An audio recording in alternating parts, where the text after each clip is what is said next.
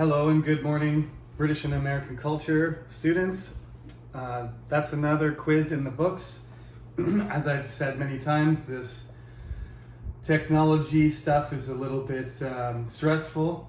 I nervously watch as people submit their quizzes through the form. But the good news is 54 out of 60 did successfully submit before 10:10. There may have been a couple people who didn't press the button in time. Only one student snuck theirs in at 10:10. Everybody else gave themselves at least a minute. The median score was 7, which is exactly what I go for. So that was pretty much an ideal quiz. Well studied, well done. If you got a 7, that's a B. If you got higher than that, if you got a 10, that's an A+. On the last quiz, I forgot to mention, there were a few perfects. Let me see here. I can't remember, but somewhere in the neighborhood of 7 or 8 people got 10 out of 10, which is always good.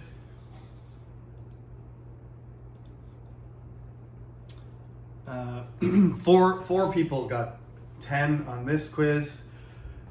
Most people were 6, 7, or 8. Surprisingly, the number one question that was answered the best was, who is the monarch that follows Henry VIII? And 87% of you said Edward VI, which is the correct answer. The Shakespeare question: who is regarded as the greatest poet and dramatist of the 16th century, if not all of British English history? 81% said Shakespeare, and we got 6 people saying Thomas More. That's in the textbook, and Thomas More is a great writer, but he's not a dramatist and he's not a poet. He's a lawyer, and he wrote Utopia. And we didn't discuss that in detail, so those of you who didn't answer Shakespeare, if you're English majors, shame on you. That's all I can say. If you're not an English major, then maybe you have an excuse, but you're kind of guessing. Shakespeare is a lot more well known, so I was hoping that question would be 100%, but 81, somewhat disappointed by 81%. Anyway, the hardest question, it turned out, let's see. The hardest question turned out to be what was not believed about the Spanish Armada in 1588, and that was supposed to be a tricky question. Only 17 people out of 54 got that correct.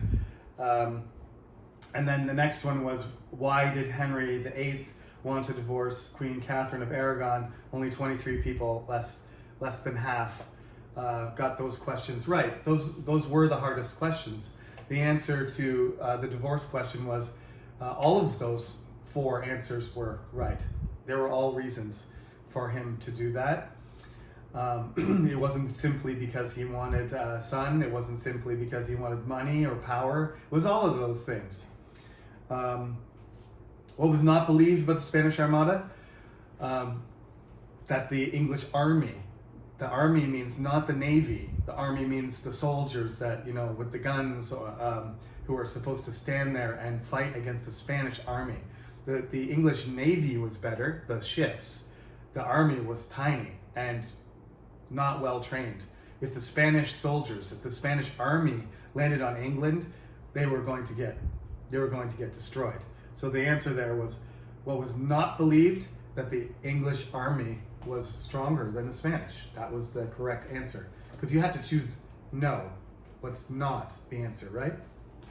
Okay, anyway, quiz number 3, best one yet. Next Friday, same kind of deal, okay?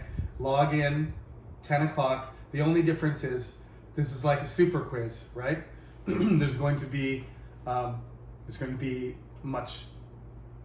many more questions. 30 multiple choice plus 10 points from long answers. So 40 points total for your midterm. So you'll have 45 minutes to write it, as I said. So you log on at 10, and then it's going to cut off at 10:45. It's just going to stop. So literally same thing. If you don't hand in your midterm by 10:45, you get 0. And there's nothing I can do about that. So don't hand it in at 10:45. Hand it in at 10:42. Okay? Just trust me. And today I'm going to finish up the material for the midterm. And next class I'm just going to do a very short lecture, a little bit of review. Just quickly go over major points that I would hope that you would not forget. I'm not going to give you all the answers or all the questions, but I'm going to go over the major points from each week pretty much. Maybe that'll take 15 or 20 minutes rather than our usual 45 minutes, sometimes even an hour I end up talking to try and explain everything. But next week, just one review, okay? Tuesday, I'm gonna post the review. Friday, you do your midterm, no lecture that day. You deserve a break. I know. This class has been great. Of the 4 classes, this is the 4th online version of this class. I think this class has so far performed the best. So I'm looking for a good effort next Friday, of course. Where to start? Well, we'll start with the kings and the government, as we have been doing, because this is really the fundamental thing about British culture that we have been discussing. Revolution, leadership, culture from the top, right? We've talked all the way from the Romans and Boudica and William the Conqueror, all the way up, and Henry VIII and so on. There's a lot of names, as you've been aware, probably. Sometimes I put the dates up, but you don't have to know the dates. You realize by now, memorizing dates is not important unless I specifically say, remember 1066 is when the Normans took over England. Unless I say something like that, dates don't matter. Today I haven't even bothered to put up the dates yet, but there are a couple important dates to remember. The Glorious Revolution is 1688. That's a number you should remember. It's easy to remember because the Spanish Armada is 1588. It's exactly 100 years later. We'll get there. The Act of Union is 1707. That's also important because that's the actual beginning of the United Kingdom. This is the official date of the beginning of British culture. So everything we talked about so far was English, Scottish, Irish, French, Anglo-Saxon, Roman. This is British. This is Britain from 1707. So most of this lecture is still not going to be Britain, but by the end, Great Britain will exist by the end of this lecture, okay? So let's talk about Charles II first. As I told you, the English, before, there was an English Civil War. These were the major issues that Elizabeth had to deal with, that Henry VIII, Edward, Mary, Elizabeth, James, Charles, all the Tudors and the Stuarts from James, they had these problems to greater or lesser extent. And one of the questions on the quiz was, which one is not on this list? And justice was the correct answer there. Justice is not on that list. Of course, there were problems with justice, but these are the major issues that caused the English Civil War. Eventually, these issues are so big and they're so connected to each other, like Catholic religion and Anglican religion and Puritan religion. This causes the problem, who's in charge? The Anglican king? Is the king Catholic? Is he Puritan? Is the country's religion the same as the king? Is Parliament representing, who's in control of religion? Henry VIII or Parliament? I mean, Henry VIII asked Parliament for the Act of Supremacy in 1534. He made the church by requesting Parliament. But he's the head of the church. This is a sovereignty problem, right? Who's the real person who has the power? The king, Parliament, the church. This is related to religion, and then you have other countries that are either either Protestant or Dutch Reform or Catholic, and you have to deal with that too. Local control is one of the old problems, right? Going back to medieval times when the Magna Carta happened, it was because King John was a bad king, so the barons got together and forced him to sign a document to say that he was going to respect the law of the country. And the barons are local leaders, right? Increasingly, though, the kingdom is going to become centralized, and the power is going to be in the hands of whoever's in London, right? But there's still resistance. That's why there's all this fighting. I haven't talked about all the different revolts, but 1381 was the Peasants' Revolt. There's the English Civil War, which we just talked about. Bloody Mary, in the localities, in the countryside, the Catholics resisted. So Bloody Mary, killed them, right? These are problems of religion, but they're also problems of who's in control, the center or the regions, okay? So these things didn't go away. They became really, really significant problems in the Civil War. The result was Charles was executed and killed. They tried to run a republic for 5 years, but it was dysfunctional. Parliament couldn't do it properly, so they dismissed the parliament, formed a new one, and Cromwell became Lord Protector. And he was essentially a king in everything but name. In fact, he was more powerful than the king because Cromwell was the general of the army. So the Lord Protector was the head of the military, and he was in control of the church, and he was in control of the state. More powerful even than Henry VIII. But then he died. And what were they going to do? Let Oliver Cromwell's son, Richard, who was not like Oliver Cromwell at all. He was an intellectual and a sort of thoughtful, passive person, not an aggressive, fanatical, religious, charismatic, decisive leader like his dad. So, there was a chance that he could have taken that position, but it was just not his personality. So Richard ended up just being dismissed. Basically, the military and the parliament just said, you're not going to do this job. And he was like, okay, I'll retire.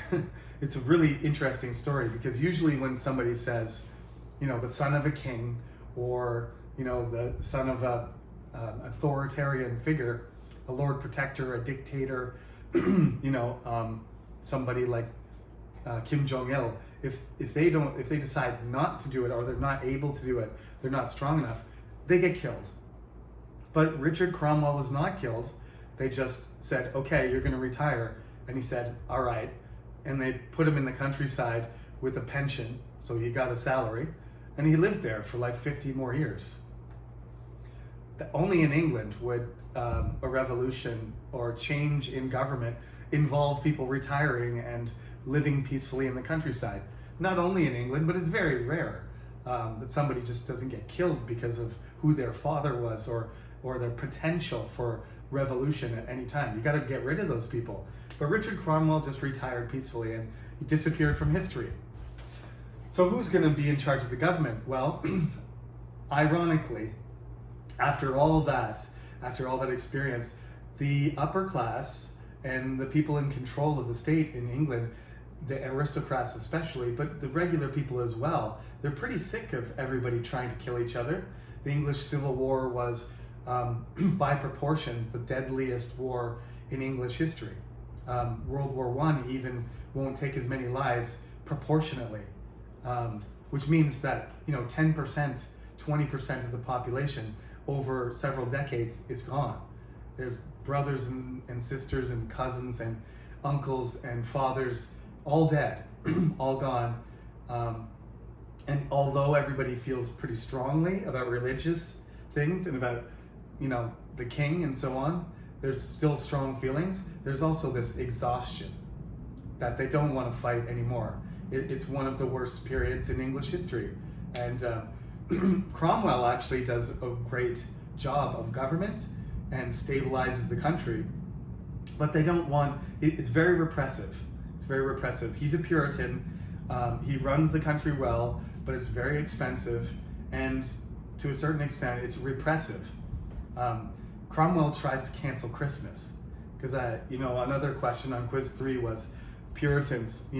What's a good way of describing a Puritan? Eat, sleep, pray, work.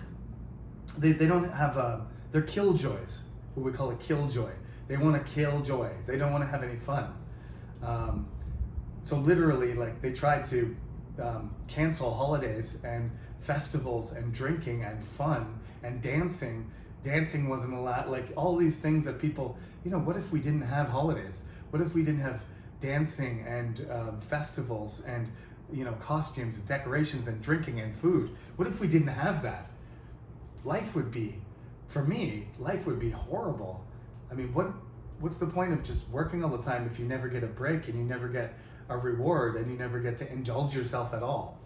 Anyway, Cromwell, that was his opinion, so he really clamped down on all of these, cultural manifestations of entertainment, indulgence, joy, celebration. Didn't like it. So people wanted it back. So they thought, why don't we invite the son of the dead king that we killed, and let's restore him. Let's bring him back. Let's invite him back and see what he says. Of course, Charles is like, yes, I want my kingdom back. I want my money and my power, and I want to be the king I was born to be. So he comes back, and they roll it. They don't completely roll it back. They learned some valuable lessons here, but essentially, the way they treated Charles, his father, Charles II gets celebrated. He gets invited back. People are, ecstatic that we have a king again and that everybody can get along. But of course, it doesn't work that way. Charles II had lots of good things about him. He was tolerant. He was he compromised. Unlike his father, he was willing to compromise with people. He wasn't a pig-headed, stubborn person who always wanted his own way. But he did believe that he was chosen to be the king, just like his ancestors, just like Charles and James and Elizabeth. He believed he was, chosen by God to lead the kingdom, and he believed that he had the right to make the decisions, sometimes without consulting other important people. He was very bad at managing money. So he will cause financial problems probably the biggest problem with him is he overspends, just like James and his dad. He's running a deficit all the time. He has mistresses everywhere. He never ends up having a son or a daughter because his wife is unable to have children. So he has 14 kids with various other women. So he's always having relationships with women all over the place, and he's supporting them. He's paying them. He makes them, countesses and duchesses. Some of them are Catholic, some of them are Anglican. He doesn't care. He doesn't care about their religion. He doesn't care about their position. He just loves women, and he has lots of bastard children, 14 of them. So the court is supporting all of these secondary families. He loves gambling. He loves parties. He loves arts. He has paintings done. He has plays performed. It's really, really not what you think of in England. It's more like what you think of happening in France. This is the period, Charles II, he's the king of England for almost 2 decades. And during that time, the court of the English kingdom is fantastic. It's expensive. It's beautiful. It's playful. It's luxurious. It's got food and games and everything. People loved it, but it was scandalous. Like, for people who were religious, for the people, Cromwell's people, for the Puritans, it was shocking that the amount of wastefulness, the amount of, indulgence, and the lack of, religious piety and seriousness made these people very, very unhappy. and again, it's expensive. So Charles II, financially he's in somewhat trouble, but luckily for him, he has some very talented officials, and by the time he dies, they're starting to recover, and the trade empire of the British is starting to develop. Scotland actually is being financially destroyed by the English domination. The Dutch and the French are fighting each other constantly, and this basically leaves England with the freedom to start developing their own international global trade empire. So by the time that this lecture ends, the greatest trade country in the world will not be the Portuguese, the Dutch, the French, or the Spanish. It'll be the English.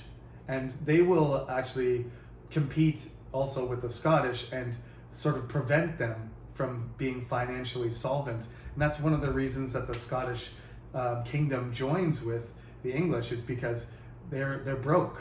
They're out of money. And France is running out of money too. But England is they're running out of money because of Charles, indiscretion and overspending in his personal, accounts. But the country's economy and the trade is booming. So the government, the crown, is poor, but the country is becoming wealthier and wealthier. Charles II dies. When he dies, in a surprise move, he reveals that inside he was always a Catholic. People always thought that this was the case, so they're always worried about the religious issue again. And when he dies, he gets the last rites of the Catholic Church by a priest that saved him when he was young, when he was trying to escape from Cromwell and the Puritan armies and the New Model Army. The same priest that sheltered him when he was a kid, when he was running away, escaping to France, he comes and he performs the last rites on him when he dies. He's not very old when he dies, and he has no children, so he names his brother James II, named after his grandfather, as the next king. The problem is, the Duke of York, James, he is Catholic publicly. So the religious problem becomes a huge thing again, because by now most of the country is Protestant, but he wants to make England Catholic again, and he's serious about it. He's like Bloody Mary. The main difference between James and Mary is Mary had a chance because there was lots of Catholics still. When she was a child, England was Catholic. Her father Henry changed it, to the Church of England, and Mary was alive. She was alive when England was Catholic. This is 150 years later. We're talking about now 1685. The Act of Supremacy is 1534. You're literally 150 years after England became Protestant. There's hardly any Catholics left. It's been 150 years, and they've been pushed out of England. They've been persecuted, and they've been blocked from office and developing an influence for so long that less than 5%, maybe 3% of the entire population of England is Catholic, and some of them are important people, but James literally can't even find enough Catholics to run the English church. There's not enough of them. There's not enough Catholic priests. There's not enough Catholic nobles. So the government can't be run by Catholic people because there isn't enough. But he doesn't care. This is his mission, personal mission. He's dedicated to Catholic religion, so he tries to do it anyway, stupidly, because 97% of the population is against him. So even though he is the Duke of York, to which New York, because the English capture New Amsterdam, which it belongs to the Dutch originally, if you didn't know that, it was a colony. It was a Dutch colony called New Amsterdam, and the Duke of York, James, during his life, he was the admiral. He was the Lord Admiral of the English Navy, and when they captured New Amsterdam, they rename it after him. That's him, the Duke of York. New York, James II. That's city's named after him. The one thing you have to say about James is, although he was really, again, pig-headed like his father, and wouldn't change his mind or compromise about Catholicism, he didn't kill people. He wasn't like Bloody Mary. His solution wasn't to burn people who had different opinions. He actually believed that the government should just allow everybody to have the religion of their choice, because he actually believed inside that Catholic religion was the best, and that if he just let everybody choose, that they would naturally choose Catholic religion. He was a real Catholic king. He was just like Henry VIII, actually. In his head, he believed that Catholic religion was the way to get to heaven, and that was the right religion. And if he could just get everybody to have religious freedom, then naturally everybody would change to Catholic religion. That's very naive. That didn't happen. But that's what he believed. So, here we are, 1685. He's got 3 years to mess everything up. He's got his own military, he's got enough money. The scientific revolution, the commercial revolution, and the financial revolution in England are all combining. There's a trade revolution and a trade boom. He has plenty of money, he has military power. Really the only thing is that he must insist that the country be run by Catholics. And that's where the main resistance comes. This is the one that he couldn't, local control as well, but James II can't deal with the people that, the local lords, the barons, the dukes, they're not Catholic anymore, so they're resisting him.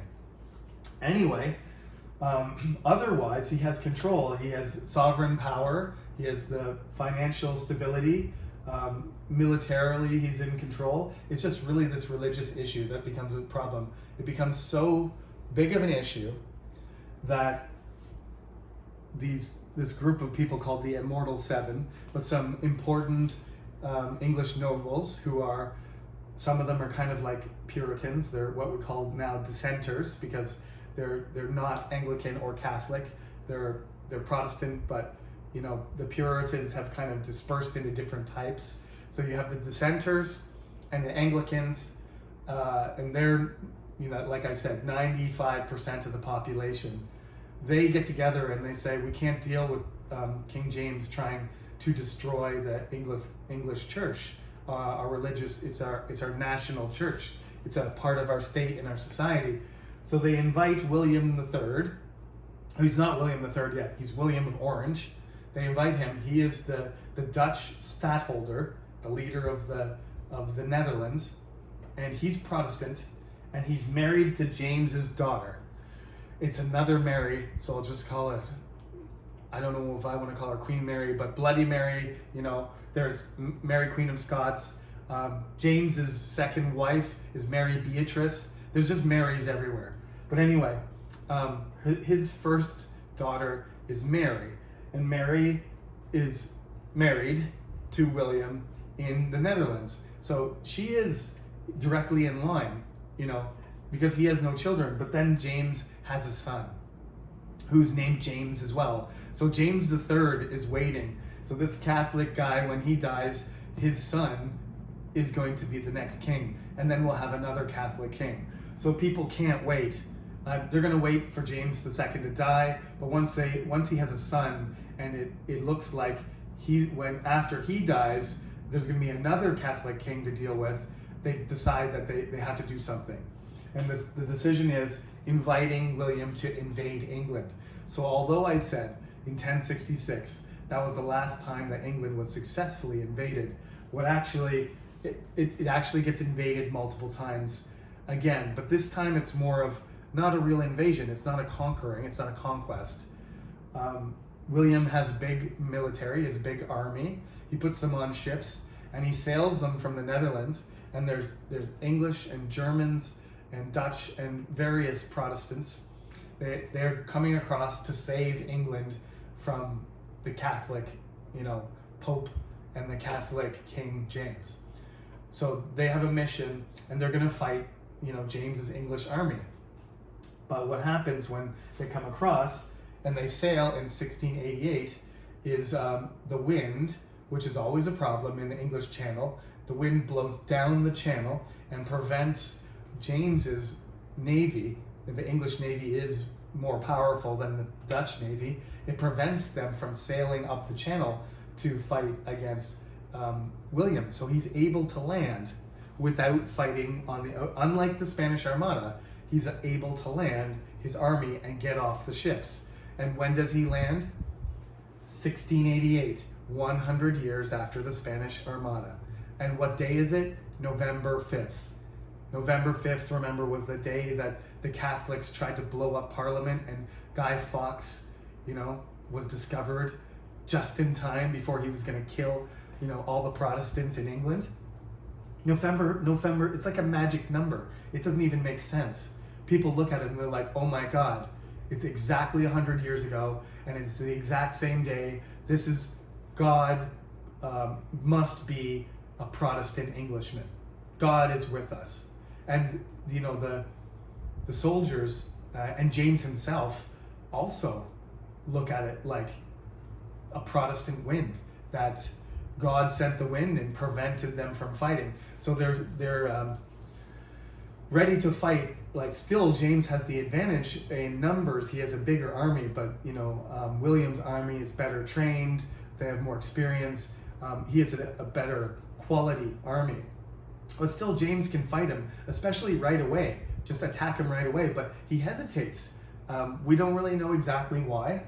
Was it because he believed that God was against him and that, William was too lucky and things were going to go badly? He believed in misfortune or destiny? Or was it that he couldn't believe that his daughter and his son-in-law were trying to take his kingdom from him? It's kind of, James is a very naive person. He thinks everybody's going to be Catholic and agree with him. He doesn't think his own family is going to attack him. So he doesn't start, doing anything with his army for a week. And in that time, William gets ready and he starts marching, and English people start joining him. They see like the king's army doing nothing, and they see this, Protestant leader from another country marching towards, and he's Protestant, and they are too. So, basically James's army starts getting smaller and smaller. People start leaving, and William's army gets bigger and bigger because some of those soldiers switch sides. They start, and by the time, it's time to fight, William's army is much bigger, and it looks like James is going to have to, have a very difficult, bloody battle or run away. And he chooses to run away. He tries to run away, and they find him and they lock him in the tower. And then William comes to London. Actually, he comes to London, but he puts the king like on the end of the island, and tells him, the door is open, at night the back door is open and unguarded. So if you want to get away, you can get away. And James runs away to France.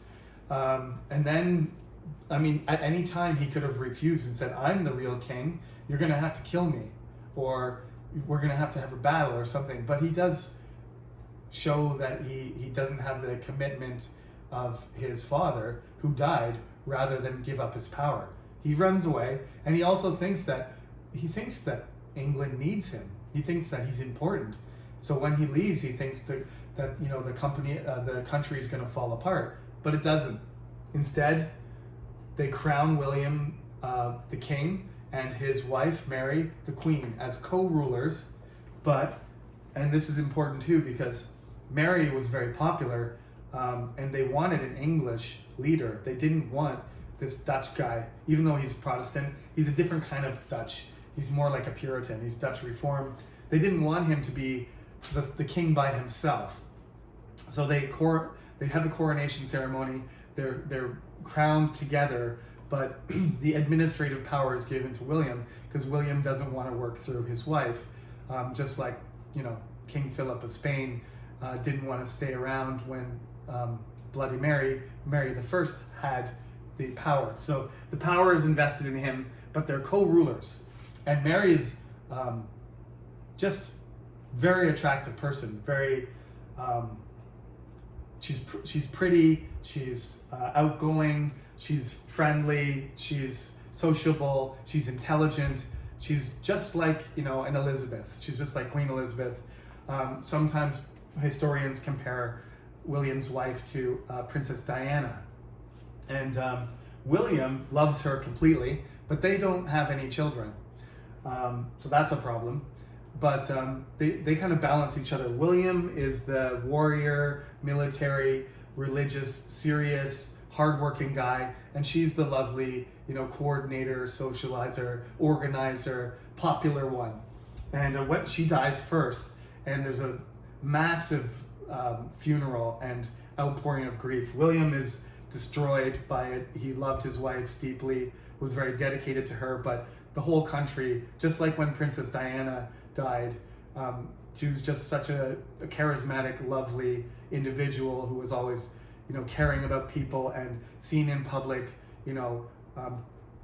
doing charity work and stuff. So that, the whole country mourned her together.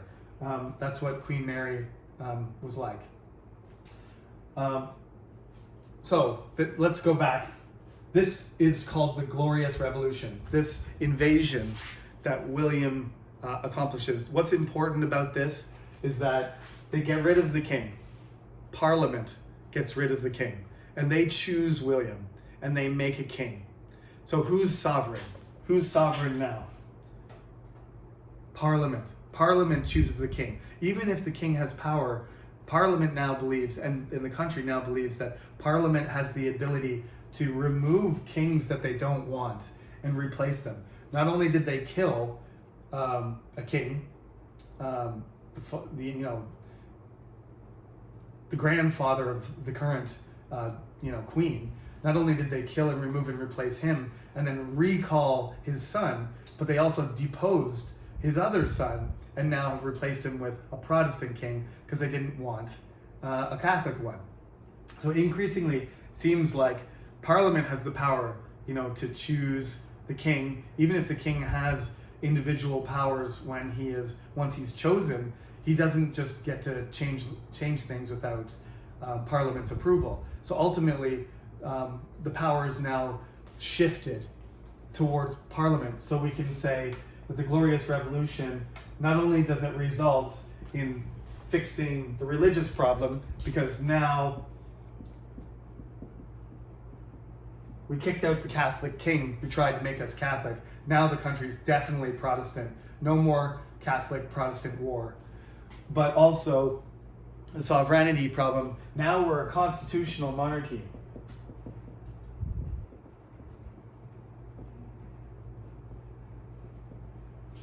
Now the partnership between Parliament and the king is clear, and that the king cannot do things without the approval of Parliament. They're a partnership. That's a constitutional monarchy. And increasingly, the power of the monarch will diminish and diminish and diminish until we have right now basically a symbolic monarch. Queen Elizabeth II has a lot of influence, a lot of political, but not directly. She's a symbolic element of the final stage of making things law and approval, and she signs them. And technically she could block Parliament from signing laws, but she can't dismiss Parliament, right? She can't choose the cabinet ministers. She can't choose her prime minister. William could choose the ministers. He could choose the important people in charge, but he still had to have the approval of Parliament. If he chooses people who are unpopular, then the government won't support him financially, and then he won't, even though if he declares war on France, which he does, even if he makes war with a country, foreign policy, he won't be able to fight the war because he won't have any money to do it, because Parliament won't give it to him.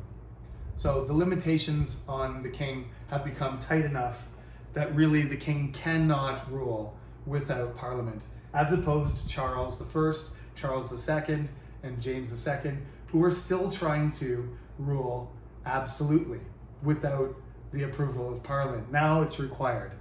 That's why it's a revolution.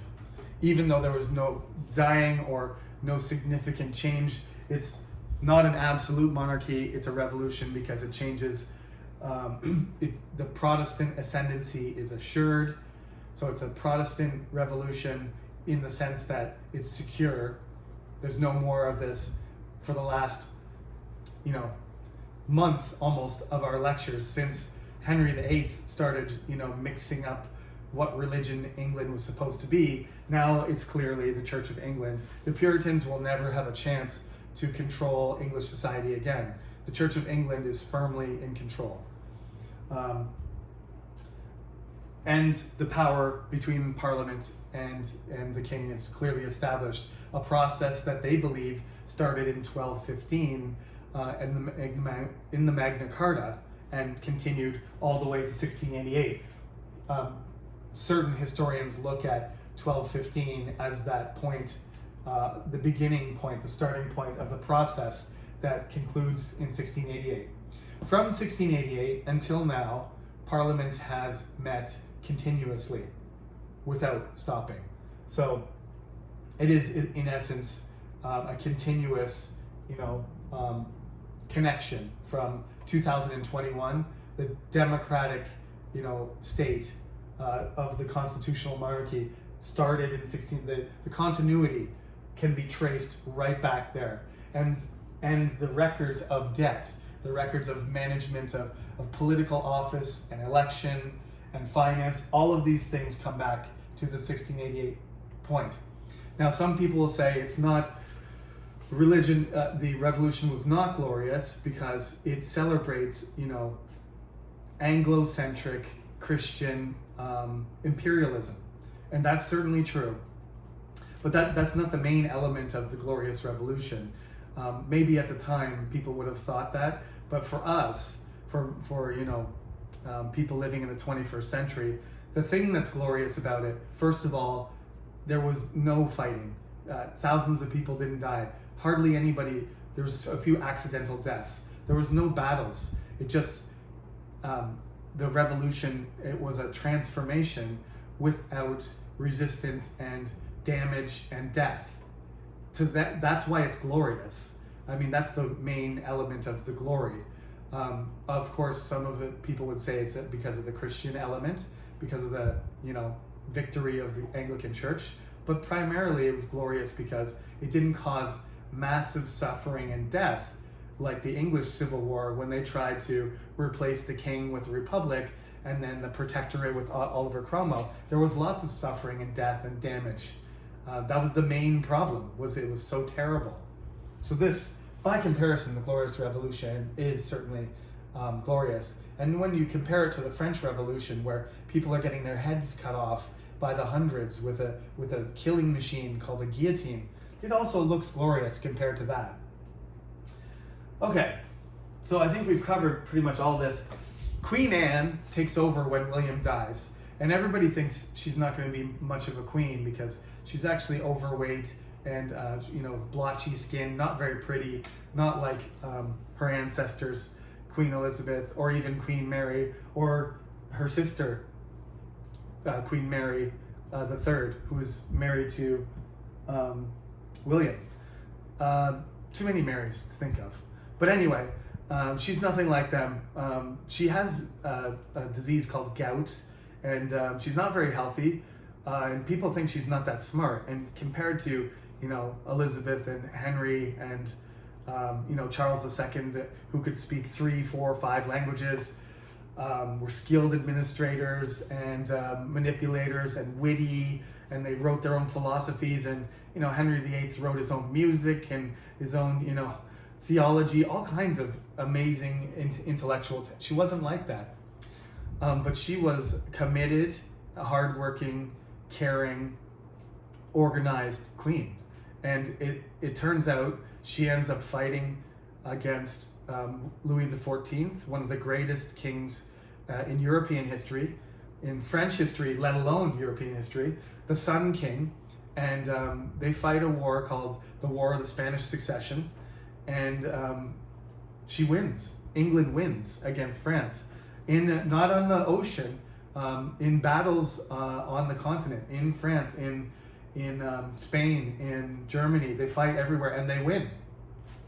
mostly because of this financial revolution, commercial revolution, trade advantage. France has way more people, but England has more money, and that ends up being the breaking point for Louis XIV, and he ends up giving up.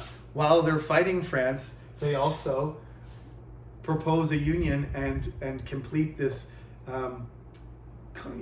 combining of the ancient enemy kingdoms of Scotland and England. So always England had to worry about the Scottish potentially attacking them all throughout this course. Basically, the Scottish, whenever England was weak, the Scottish came in and attacked. Now, Scotland and England are together. They're partners. They're going to share the wealth, the trade. Scotland's going to contribute politically and militarily to making England stronger instead of making it weaker. And that's the key point of the British Union. Would the British Empire have existed without Scottish cooperation? That's a good question. I don't know how to answer that, but certainly the Scottish are very important. They're important intellectually, they're important politically, they're important, in so many ways. Militarily, they're some of the best fighters in the British Army. The Scots always provide, men who are courageous, tough, committed. They're some of the best soldiers that the British ever have. And what if they were fighting against them instead of with them? Everything might have been different. But because the British fought, the Irish and the Scottish and the English fought together against France, they won.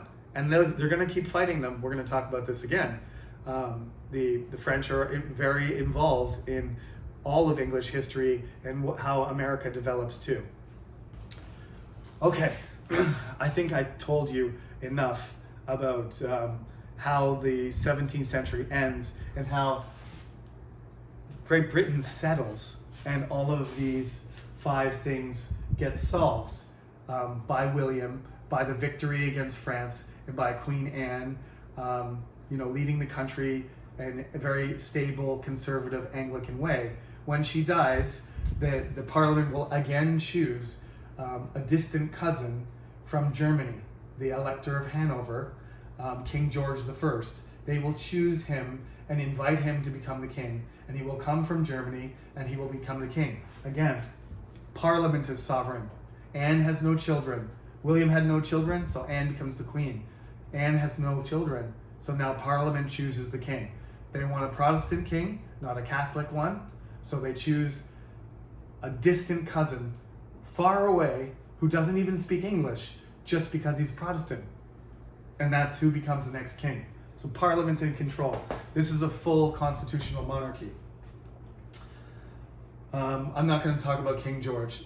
We'll keep that out of the course because we have enough kings and queens, and now we're going to kind of drift away from kings and queens and talk about society and culture and, America developing. That's after the midterm. 2 more things that you need to know. Isaac Newton, maybe the pinnacle of some people would say the end of the scientific revolution, some would say the middle, some would say the peak of the scientific revolution, but his theory of gravity and calculus and optics and his effect as a scientific celebrity on British society cannot be underestimated. He's the effect on science for the future of the world, but especially on the British, as he was considered one of the greatest men of his time. And subsequently, anybody who was talented in physics, science, or any discipline, was raised to a higher status because of people like Isaac Newton. John Locke had some really interesting ideas. He will be very influential, in the English Civil War, about republicanism and different kinds of government and how people develop and how they influence each other and how society is organized. He writes a lot of interesting social philosophy, and he has a huge influence at the end of the 17th century in his field of government, politics, and social studies. What we would call sociology now, or political philosophy. He is a giant in that field as well. So you need to take a look at those 2 pages in the textbook. But other than that, we're up to the end of page 128, the end of chapter 3, and all of this stuff that we've talked about so far belongs on the midterm. And next week I'll give you a short little summary with some hints and some general, areas to focus on, since there's so much material. But like I said, quiz number 3 was done quite well. I'm expecting good results on the midterm, so don't stress out. Relax, make your notes, finish reading the chapter, review stuff next Friday. It's time to get the exam done.